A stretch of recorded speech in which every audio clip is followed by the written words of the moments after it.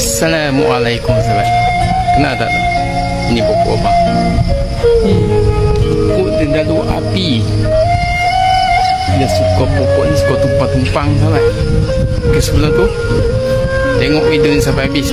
Pokok dedalu api merupakan sejenis tumbuhan parasit yang hidup menumpang pada pokok lain. Akarnya akan masuk ke dalam batang pokok perumah dan menyerap makanan dari pokok tersebut. Dedalu api merupakan tumbuhan parasit kerana ia akan menyebabkan dahan pokok perumah menjadi tidak subur dan akhirnya akan kering dan mati. Ramuan pokok dedalu api sebagai penawar kanser. Pokok ini sebenarnya mempunyai khasiat yang tersendiri, terutamanya untuk mengubat orang yang mengidap penyakit kanser tulang. Pokok dedalu api juga sebagai penawar kanser payudara, terutamanya di peringkat permulaan. Caranya ialah ambil daun dan akar pokok dedalu api dan direbus air dia sampai mendidih. Amalkan minum air rebusan itu dan insya-Allah sel-sel barah dalam badan tak akan berasa pulih. Paling mujarab untuk buat ubat ialah daun dedalu api yang tumbuh atau hidup menumpang pada pokok limau atau pokok mengkudu. Sebelum mencuba, ambil nasihat doktor dahulu. Dapat sesuatu sahabat, semoga bermanfaat.